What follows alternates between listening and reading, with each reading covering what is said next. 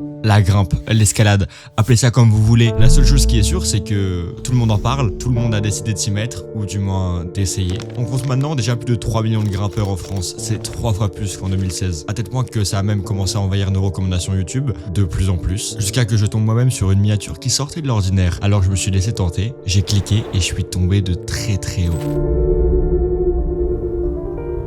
Moi qui ai toujours cru que l'escalade c'était qu'un sport très fermé, sans vraie sensation et vieux jeu, je faisais totalement fausse route. J'oublierai jamais la claque que j'ai prise quand j'ai vu cette vidéo pour la première fois. Cette petite énergumène, sans corde, scotchée à la seule force de ses doigts sur une paroi de quasiment 1 km de haut, se déplaçant gracieusement dans une chorégraphie de mouvements, tous plus impressionnants les uns que les autres. Totalement émerveillé par ce que je venais de voir, j'ai décidé de me renseigner un peu plus sur cette découverte. Ça a alors révélé à moi un univers à part entière, où plein de petits grimpeurs comme lui donnaient leur vie dans l'unique but de réussir une quête. Cette quête, dans le milieu de l'escalade, elle fascine depuis toujours, les petits comme les grands, les peureux comme les plus casse-cou. Cette quête, c'est gravir l'énorme mur que vous avez sous les yeux, mais en moins de 2 heures. Son nom, El Capitan, et plus particulièrement sa voie la plus dure, appelée The Nose. S'il y a bien une voie qui est connue par tous dans le milieu de la grimpe, c'est bien celle-ci. 915 mètres de pure raideur sur un granit rendu glissant par le polissage du vent au fil des siècles. Une voie cotée 8B+. On aura le temps de revenir sur ce qu'une telle cotation signifie plus tard, ne vous en faites pas. Mais retenez seulement que c'est absolument énorme. Sans compter toutes les difficultés qui se dressent tout au long de la voie, des chutes de pierre, des parties en dévers, où vous avez littéralement la tête à l'envers, une météo ultra changeante, des sauts risqués et bien plus. Ça fait plus de 65 ans que les meilleurs grimpeurs se livrent une bataille sans merci sur les pentes de ce colosse. Avec le temps, une barrière s'est dessinée. Ironiquement, comme pour le marathon, celle-ci se trouve à 2 heures. Les experts et les sportifs s'accordent tous à dire que parvenir à grimper El Capitan par sa voie la plus dure, sous la barre des 2 heures, relèverait du miracle. Un vrai plafond de verre que beaucoup dans l'histoire ont essayé de briser à multiples reprises. Certains ont pu effleurer ce chrono du bout des doigts, beaucoup ont péri en tentant l'ascension. Mais pour le moment, personne n'a encore réussi à faire taire les sceptiques.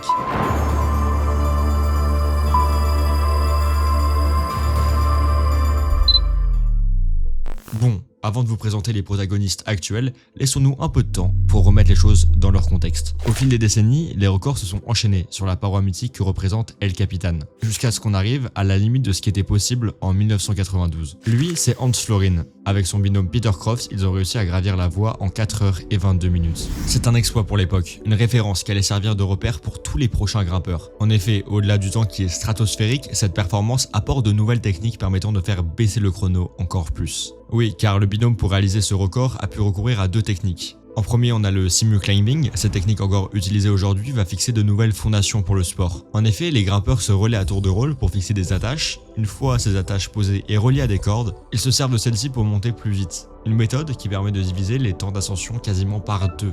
Un autre procédé a été mis en place. En plus de se relayer pour fixer les points d'ancrage, on va aussi les réduire au maximum.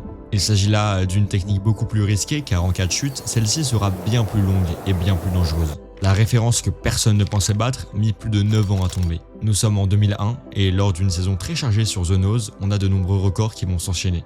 Voici notre deuxième protagoniste, Dean Potter, qui va se démarquer de par sa rapidité. La barre va exploser en passant de 4 heures et 22 minutes à 3 heures et 24 minutes. Cet exploit va ouvrir un tout nouveau champ des possibles. La ruée vers le record va alors commencer et afin de mieux structurer les tentatives, le chronomètre démarrera désormais lorsque le premier grimpeur terminera sa première longueur. Et on arrêtera le temps lorsque le dernier grimpeur touchera un arbre au sommet. Il ne fallut attendre que la prochaine saison pour voir revenir au combat notre premier protagoniste, Hans Florin. Plus que jamais déterminé à récupérer son dû, il s'associe avec Yuji Hirayama, travaille jour et nuit pour trouver la route parfaite jusqu'au sommet. Et encore une fois, la barre se fait atomiser et tombe sous les 3 heures, à exactement 2h48 minutes. Cette performance éteint toute concurrence sur The Nose. Pendant plus de 5 ans, personne ne va réussir à battre ce chrono légendaire. Et ce n'est pas faute d'essayer. Tout est mis en place pour tenter de gratter quelques minutes par-ci, quelques secondes par-là. Mais physiquement, ce n'est juste pas possible. Sauf pour ces deux-là. Ce sont les frères Hubert, 2 anomalies, car en 2007, ils feront baisser encore une fois de plus le record. De seulement 3 minutes certes, mais ça suffira à encore une fois enrager Hans. À tel point que celui-ci mettra qu'1 an à reprendre son bien, en faisant tomber le record de seulement 16 minutes. Vous le voyez, on est déjà très loin des grosses baisses à coup d'1 heure. Maintenant, l'histoire s'écrit à coup de minutes grattées, ici et là. Et celui que l'histoire était d'ailleurs en train d'effacer et que vous-même avez déjà peut-être oublié, a décidé de revenir à la charge. Je parle bien de Dean Potter. Plus revanchard que jamais, il a décidé de faire son grand retour à l'école des... Ah non, ça c'est un autre script. Ok, non. Il décide de faire son grand retour sur El Capitan. Ok, le record ne descend que d'1 minute, mais ce sorcier arrive à prendre sa revanche sur son grand rival de toujours, Hans Florin. Et ça, 9 ans après le début des hostilités. C'est une véritable prouesse, surtout quand on sait qu'il avait coupé les ponts avec le sport pendant quasiment une décennie, le jugeant trop dangereux. Et ça, vous vous en doutez, ça ne va encore une fois pas du tout plaire à Hans. Alors, il va s'allier avec un autre protagoniste, qui vous verrez aura un rôle plus que déterminant dans cette quête. À vrai dire, il a ses chances de devenir le personnage le plus important de notre histoire. Je vous parle bien de Alex Honnold, un pur prodige de la grimpe. Depuis ses 5 ans, il a été bercé par l'escalade. Et Hans va le prendre sous son aile pour tenter d'encore une fois faire tomber le chrono. À seulement 21 ans, Alex va réussir à faire tomber le record. 13 minutes ont été retirées au mythique chronomètre. C'est époustouflant. Et pendant 5 ans, encore une fois, rien ne va changer. Le record sur El Capitan va rester coincé à 2h, 23 minutes et 46 secondes. Cette performance est encore plus choquante quand on sait que généralement, les grimpeurs atteignent leur pic de forme dans la trentaine. Alors les cartes sont rebattues. Alex, s'il s'y prend bien, pourrait déjouer les projections des experts pour enfin passer sous les 2 heures. Prenez ces deux gars. Ok, c'est vrai, rien d'exceptionnel à première vue.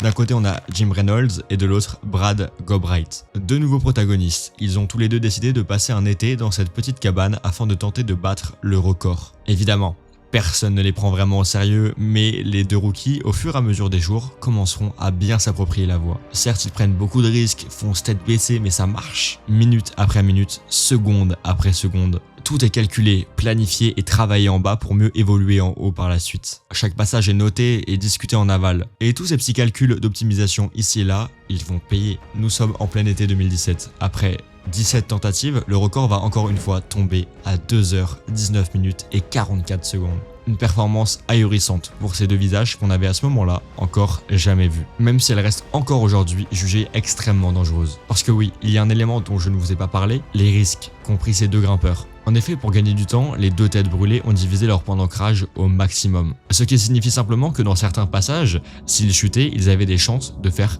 toute la descente. Car si le dernier point d'accroche se situait à 50 mètres en dessous, les grimpeurs auraient pu arracher les fixations avec l'inertie en tombant. Sans compter qu'ils ne mettaient pas beaucoup de temps à s'assurer et parfois sauter tout simplement des points d'accroche. Pour vous dire, dans la dernière portion, ils n'avaient juste rien pour les relier à la paroi. La corde n'étant pas assez longue, ils s'en sont juste séparés. Ce qui veut dire que Jim a littéralement lâché la corde. Donc Brad s'est retrouvé avec un bout de corde, mais qui n'était relié à rien. S'il tombait à ce moment-là, ça aurait été juste une chute de 900 mètres. Ça fait froid dans le dos de dire ça. Mais bon, 2h, 19 minutes et 44 secondes. Techniquement, c'est très compliqué de battre ce record, à moins de ne rien porter comme assurance, et grimper vite comme si on en avait une, mais ça relève du suicide. Et c'est bien de jouer avec la mort, mais il faut arriver en vie à la fin pour valider le défi. D'un autre côté, ce serait vous mentir de vous dire que de voir le record se faire éclater par deux jeunes newbies, après des années et des années de règne, ça n'a pas piqué l'ego de tous nos protagonistes. Bon, je pense que c'est le moment de faire les comptes de ceux qui restent en lice pour tenter. Puis pourquoi pas dans un second temps, essayer de passer en dessous de la barre des 2 heures. Hans,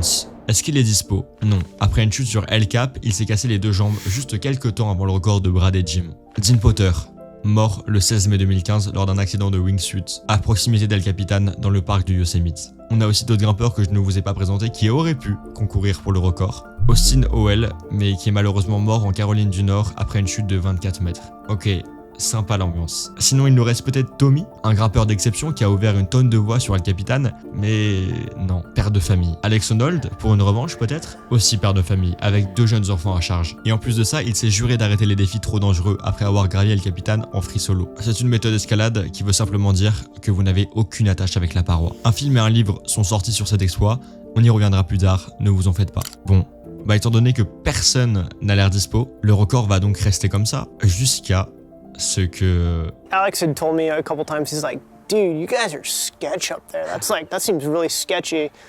And I was like, yeah, it's sketchy, but that's why I've got the record and you don't, So...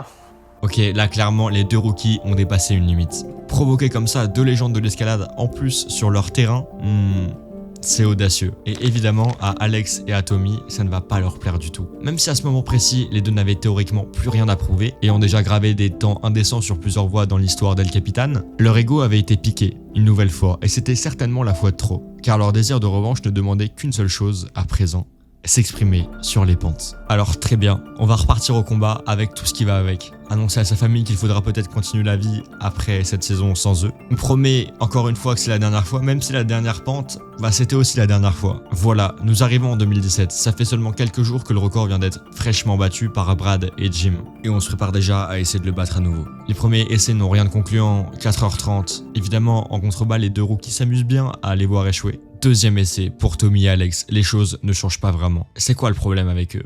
Les autres avaient-ils raison? Étaient-ils devenus trop vieux? Était-ce une erreur de venir se jeter comme ça dans la gueule du loup? Après avoir mis des années à prouver son niveau au monde entier, après avoir créé une légende autour de soi, tout ça était-il devenu un tissu de mensonges avec le temps? Évidemment, c'est des questions que se posent Tommy et Alex, pendant que Jim et Brad rigolent d'eux dans leur cabane miteuse. Car oui, clairement, la seule chose qu'ils attendent, c'est de se faire prendre le record pour pouvoir encore frapper un grand coup après. Ça, Alex, il s'en doute. Alors il va proposer de ressortir les cahiers des années précédentes et de venir décomposer l'ascension en plein de parties différentes. De chronométrer chaque section, de l'analyser et de voir comment on peut grimper plus vite. La conclusion est simple, mais je vous préviens, elle ne va pas du tout leur plaire. Le seul moyen de réellement gagner en vitesse, c'est de diviser les points d'attache par 3, voire par 4. Il va falloir pousser le speed climbing à son maximum. Vous le savez déjà, on en a déjà parlé, ça implique d'augmenter drastiquement le niveau de risque. Après, on ne fera pas comme les deux autres rookies, évidemment, ce sera mieux encadré et plus professionnel. Même si le risque, je vais pas vous mentir, il sera toujours là. Et de toute façon, on n'a pas le choix.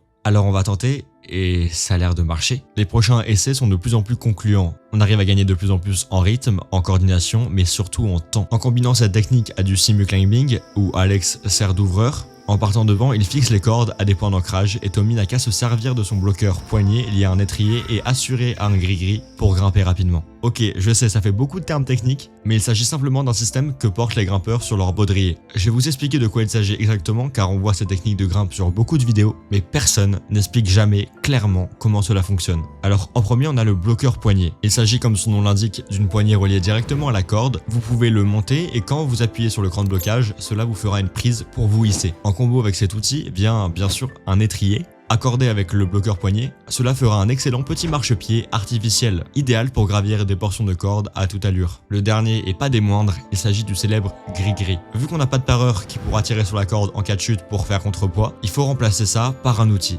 Le gris-gris, c'est pas un autobloquant, mais il possède un système de freinage assuré qui en cas de chute pourrait ralentir celle-ci jusqu'à son arrêt total. Voilà, et de temps en temps ça tourne. Tommy part en ouvreur et Alex monte alors à son tour avec cette petite technique. Sauf que cette fois, alors que Tommy se trouve à 40 mètres au-dessus du dernier checkpoint, ses bras totalement courbaturés ne vont pas réussir à soutenir son poids.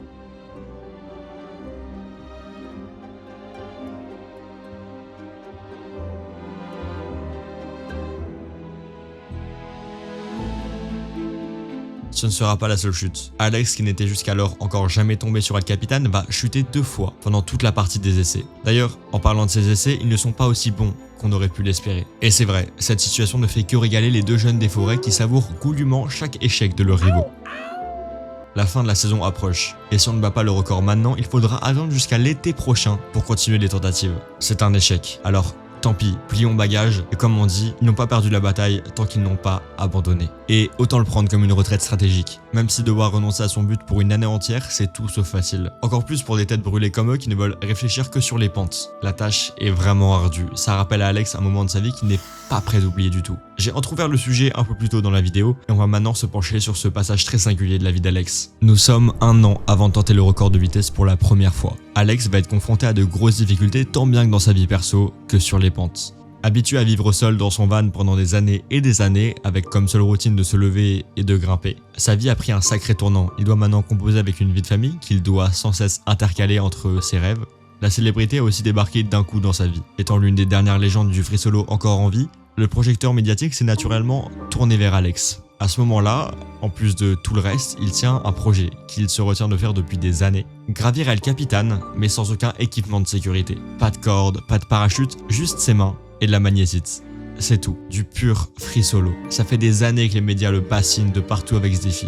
Il est considéré comme le messie du sport, avec comme mission de réaliser l'exploit de gravir les 915 mètres d'El Capitan et tout ce que implique un tel défi. Pour avoir une chance d'y arriver, il va passer 1 an à tout vérifier et revérifier. Chaque détail compte pour une ascension avec autant de prise de risque. Mais ça ne suffira pas. Pendant la dernière tentative de la saison, alors qu'il est parti tôt le matin, au bout de 100 mètres, il va renoncer. Trop de pression, pas prêt, trop dur pour lui. Difficile à dire. La seule chose qu'il sait, c'est que son instinct lui a parlé. Il lui a dit de tout arrêter là. Et ça peut vous paraître banal, mais en fait pas du tout. c'est très rare chez lui. En effet, après avoir scanné l'activité cérébrale de l'amygdale de Alex, il s'agit d'une petite partie du cerveau humain qui est considérée comme le responsable de la peur. De nombreux scientifiques se sont rendus compte qu'ils ne ressentaient quasiment pas la peur. Oui, vraiment. Ce n'est pas une phrase en l'air comme ça, non. Alex Honnold n'est pas un trouillard, car physiquement, son cerveau ressent moins la peur qu'un humain lambda. On ne sait pas exactement d'où ça vient, peut-être le fait qu'il a dû s'habituer à travailler avec la mort depuis très jeune. Ce qui est sûr, c'est que ce matin-là, quand son subconscient lui a parlé, il n'avait pas intérêt à faire un pas de plus. Et prendre ce choix après une saison chargée d'essais et d'espoir, c'est extrêmement frustrant. Ça nous rappelle d'ailleurs la situation actuelle pour le record sur The Nose. Sauf que là, Alex, il ne va pas s'acharner comme pour la barre des 2 heures. Il va juste abandonner et passer à autre chose. Ça, c'est ce que tout le monde croyait. Sa famille, ses amis grimpeurs, la presse, sauf que à côté, il va continuer à s'entraîner pour retenter l'année d'après. S'il choisit de cacher son entraînement et sa prochaine tentative, c'est simplement pour tenter de réduire les blocages en haut, car c'est souvent dû à la pression trop importante qu'il pouvait ressentir. Toutefois, il va s'entourer d'une équipe de tournage pour réaliser un documentaire sur cette tentative mythique. Et après des mois et des mois à tout planifier, la bonne fenêtre météo va enfin arriver. Nous sommes en juin 2017, on va alors pouvoir enfin organiser le free solo. Les conditions semblent parfaites, pas d'humidité, pas de vent, alors grimpons.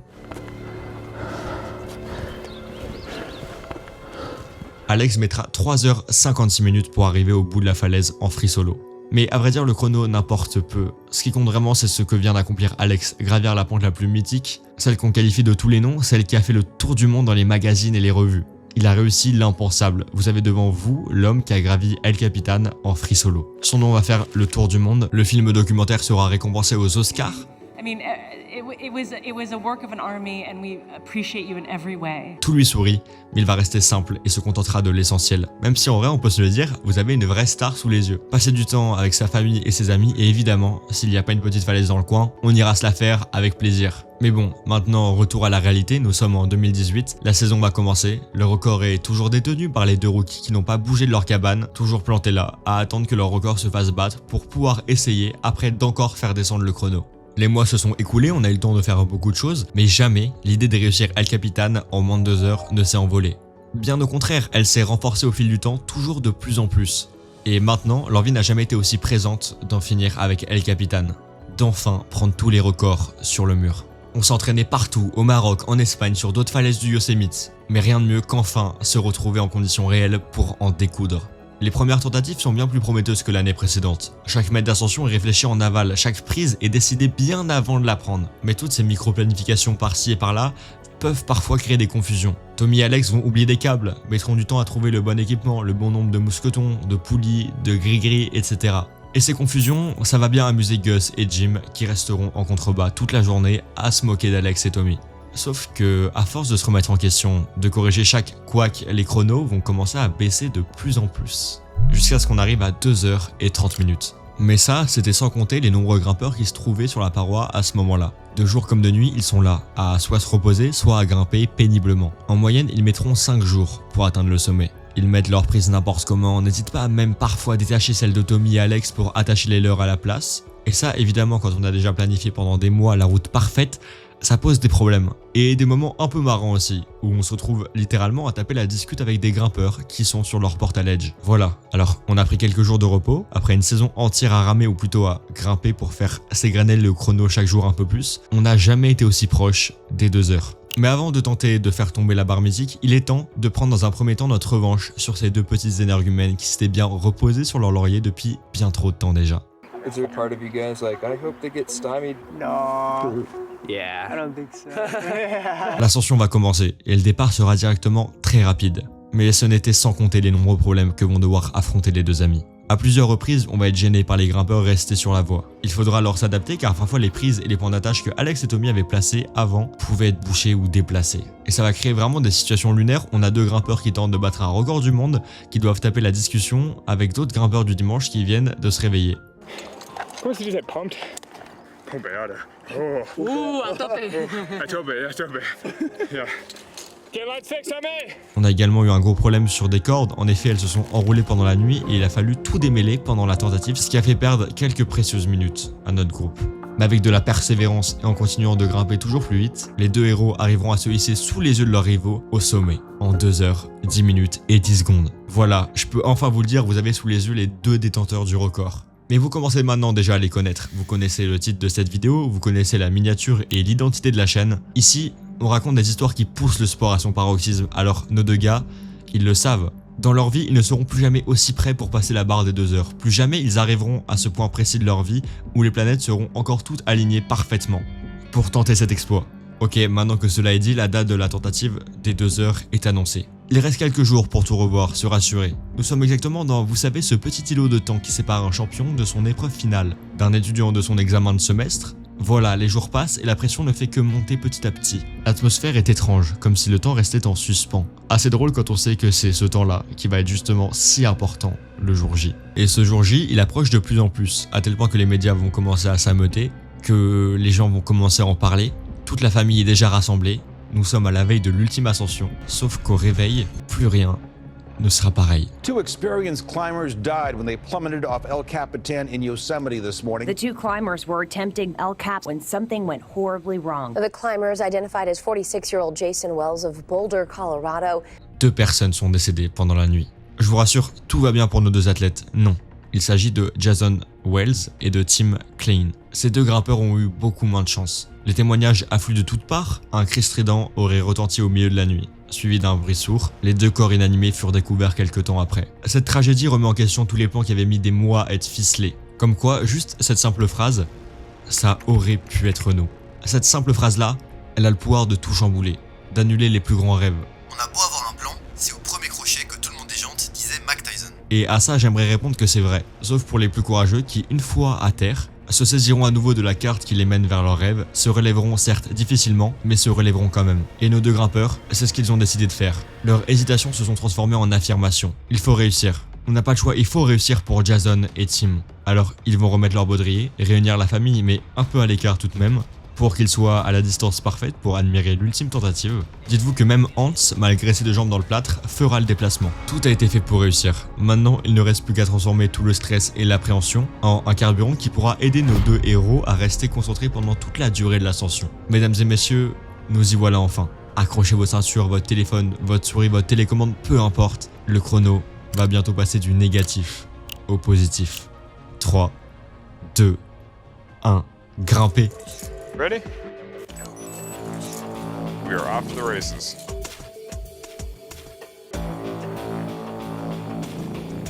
Tommy was charging to sickle. I mean, most people spend the whole day getting to sickle. Wow, 11:06. Holy shit! And there goes Tommy blitzing to sickle in 11 minutes. It's completely outrageous. Get it. La run est parfaite, tout est millimétré. Rien ne dépasse, pas de mouvement en trop. Chaque passage se déroule juste parfaitement bien. Nice work. Yeah, that's fixed. Tommy puts in an amazing effort and puts us in a position to succeed. Now I'm obligated to do my best and see us through to the end. Nous arrivons dans la dernière section et nos 2 héros ressentent à présent le sentiment d'avoir peut-être enfin gagné. Yeah, Alex. Crushing, dude. Vous savez, on le connaît tous, ce petit laps de temps avant une victoire, où vous êtes quasiment sûr de réussir, mais chut, on va rester discret, ce ne serait pas bien de trop parler. On va continuer l'effort jusqu'à la confirmation. Sur la vidéo que vous avez sous les yeux, c'est exactement ce que se dit Alex dans sa tête. Yeah, Alex. I'm fixed.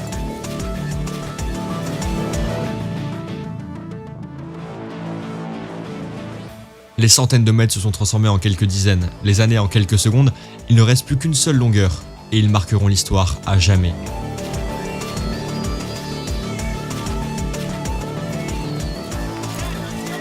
Come on, Tommy! Go fast! Yeah. Dude, 158. 158.07. Whoa. Yeah. Killed it. Yeah. Sick. That was sick. Wow, beat it by 2 minutes. Yeah, let's never do this again. Good work, dude. You were charging. I actually smelled burning rubber at one point. Are you guys done? Yeah, we're done. We're good. 158.07. We're calling it good. Yeah, I'm psyched with that. Hold on. 158.07, right? Yep. Okay, that's the official time that we'll go. Yeah, that's the official time. You can go ahead and, etch that into stone. That's the official time. Le record est à eux. Enfin, 1h58 minutes et 7 secondes plus exactement. De 1, on a passé la barre annoncée comme impossible à franchir par les experts, et de 2, on s'est ajouté 2 minutes de rab en plus, histoire de pouvoir confirmer l'exploit. Quelle joie immense, qu'on en oublierait tous les sacrifices que l'ivresse d'un tel moment dissimule sous son long manteau de rire et de larmes de bonheur. Alors oui, je suis désolé, cette vidéo va pas se finir comme beaucoup d'autres, car conclure sur la meilleure note, ce serait juste travestir l'histoire que cette quête constitue. En effet, pour réaliser un exploit pareil, les deux hommes ont dû tirer des traits sur de nombreux aspects de leur vie. Au-delà de ça, 2 heures n'est qu'un chiffre certes, mais derrière ça, il y a 60 ans d'histoire, de réussite, mais aussi de moments tragiques. Et si vous êtes resté attentif tout au long de la vidéo, vous vous êtes certainement rendu compte d'une chose. Il y a un élément qui a permis d'atteindre un tel record. Une émotion qui est venue titiller l'ego de tous nos grimpeurs, juste un petit quelque chose. La rivalité. Sans ça, on n'aurait jamais pu avoir une telle histoire. Comme partout ailleurs, la rivalité a un rôle décisif. Sans rivalité entre les États-Unis et la Russie, on ne serait jamais allé sur la Lune. Sans rivalité entre les pays, on n'aurait pas de croissance. Sans rivalité, le monde tel que nous le connaissons aujourd'hui n'existerait pas. Alors oui, Twilo, la rivalité c'est bien, on en a besoin certes, mais la question c'est où mettre la limite. Parce que, je vous le dis, sur El Capitan, il n'y a jamais eu de limite. Et c'est pour cette raison qu'il y a eu tant de vies gâchées, tant de destins arrachés. Vous savez quoi, vu qu'on va pas finir cette vidéo sur la meilleure note, autant vous le dire, Brad est décédé quelques mois après son record, dans une descente en rappel. Il avait justement oublié de vérifier un nœud, la corde a filé sans être retenue et il s'est éteint après une longue chute. Cette erreur aurait clairement pu être évitée, s'il avait supprimé plus tôt cette mauvaise habitude de vouloir agir trop vite. Parce que oui, ok, tout ça c'était beau, c'était joli, c'était épique, mais à quel prix? Des gens sont morts, mais pourquoi pour un chrono? C'est tout? Est-ce qu'un simple chiffre valait le coup d'enlever un père à des familles? D'enlever un frère, un fils? Bah, je suis pas sûr. La responsable de tous ces drames, c'est pas El Capitan, c'est pas la corde qui a lâché, c'est cette rivalité. C'est elle qui les a poussés à foncer sans réfléchir. Celle qui les pousse à toujours faire plus, pour se sentir toujours plus courageux. Je dis bien se sentir plus courageux. Car en réalité, dans ce type de sport où il faut constamment vivre avec la mort en tête, le vrai courage, c'est de savoir dire stop. Combien de drames auraient pu être évités s'ils avaient juste dit stop? Je vous le dis, quand Alex, pendant son ascension en free solo, a dit non, on arrête, je le sens pas, c'est à ce moment-là qu'il a été le plus courageux de sa carrière. Il a préféré renoncer à son rêve, savoir qu'il allait vivre avec des remords intenses pendant plus d'1 an, avant d'enfin pouvoir retenter, c'est à ce moment-là qu'il n'est pas mort. Ok, là vous pouvez vous demander, mais pourquoi tu nous racontes tout ça depuis tout à l'heure? C'est parce que tout ce que je suis en train de vous dire, ça rentre pas mal dans beaucoup de discours modernes qu'on peut entendre sur les réseaux depuis plusieurs années. Comme quoi pour atteindre ses objectifs, il faudrait débrancher le cerveau, rester discipliné, tête dans le guidon, s'enfermer tout seul, loin de tout et focus uniquement ses objectifs. C'est ce que prône par exemple le Winter Arc où le but c'est pendant toute la saison hivernale, s'isoler au maximum, rester cloîtré devant son ordi, travailler, aller à la salle, basta. Sauf qu'agir ainsi, ça comporte beaucoup de problèmes dont on ne parle jamais. À force de s'enfermer, la seule chose qu'on risque de faire, c'est de rater l'essentiel. Réfléchir constamment de cette manière-là, ça peut avoir des gros impacts sur la santé mentale. Et encore une fois, si je me permets de vous raconter tout ça et de faire un lien avec notre histoire, c'est parce que c'est des choses que j'ai pu expérimenter moi-même. Si je devais faire une morale plus globale à tout ça, je pense que le plus important, c'est de rester dans un équilibre, ou au moins une sorte d'équilibre. Je suis vraiment d'accord avec le fait que parfois il faut savoir s'enfermer, mais comme parfois aussi il faut ouvrir sa porte. Se cloîtrer dans un extrême ne doit être que temporaire et exceptionnel, car sur le long terme, cela mène toujours vers des fins tragiques. D'ailleurs pour nos grimpeurs, on l'a bien vu, les deux seuls qui ont réussi partout, c'est Tommy et Alex, car c'est eux qui ont su à chaque fois réussir au mieux à s'adapter et à dire parfois non, parfois oui. Wow. Ok, c'était un message qui venait du cœur, mais bon, au moins c'est passé. Merci d'avoir suivi la vidéo. C'était un format que j'ai adoré faire sur un milieu qui m'a beaucoup intéressé, il y a beaucoup de leçons à tirer, des belles morales, des belles valeurs. L'escalade, c'est pas juste faire joujou avec des prises dans une salle de bloc. N'oubliez pas de vous abonner, de faire tourner la vidéo dans toutes vos salles de grimpe ou partout ailleurs si vous avez aimé mon travail. Je viens d'ailleurs de créer de tout nouveaux réseaux où vous pourrez avoir du contenu exclusif et une communauté avec qui échanger. Alors n'hésitez pas à nous rejoindre ou à vous abonner pour parler sport. J'ai créé une petite chaîne de podcast pour voir un peu les coulisses de la chaîne. Voilà, ça fait un peu d'infos par-ci par-là, mais je pense que c'est important de vous présenter tout ça. C'était Twilo, on se retrouve très vite. Surtout, portez-vous bien. Ciao!